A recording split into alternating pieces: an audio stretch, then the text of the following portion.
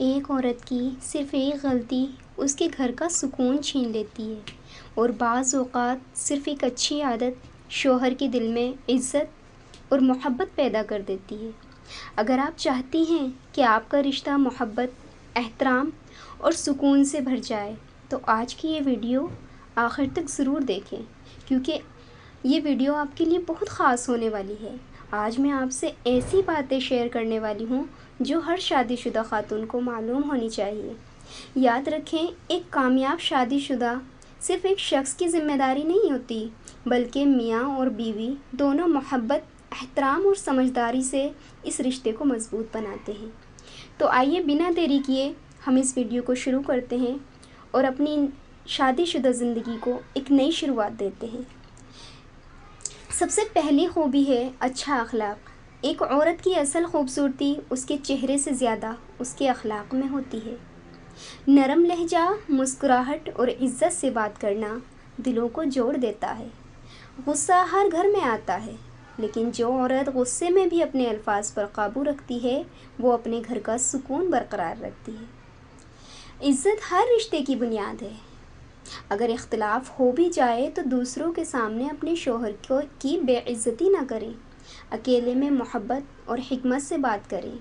اس طرح شوہر پر بھی لازم ہے کہ وہ اپنی بیوی کی عزت کرے، کیونکہ اسلام دونوں کو ایک دوسرے کا احترام سکھاتا ہے۔ یہ دوسری خوبی ہے۔ تیسری خوبی ہے شکر گزاری۔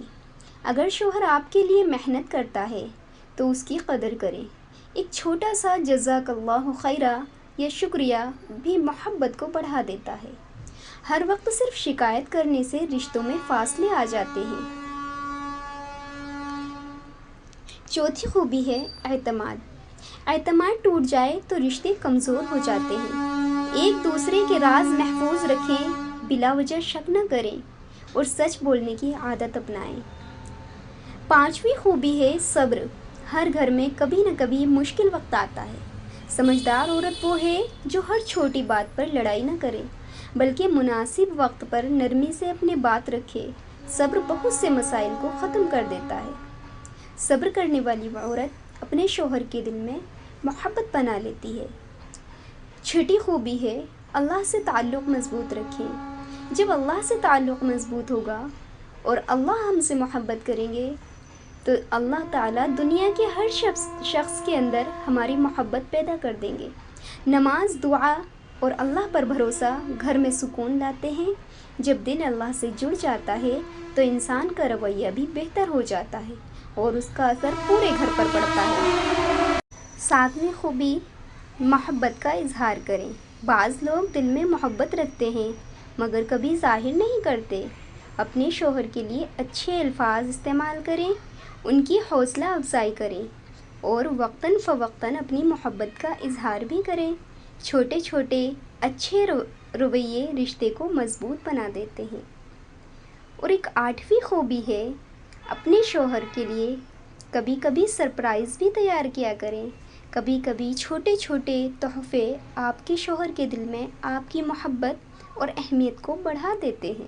یہی وہ خوبیاں ہیں جن کو ہم اپنے اندر اگر اپنائیں گے تو ہم سے نفرت کرنے والا شخص بھی ہمارے پیچھے بھاگے گا اور ہم سے محبت کرنے پر مجبور ہو جائے گا، یہاں تک کہ ہمارے بنا اس کے لیے رہنا ایک پل بھی محال ہو جائے گا۔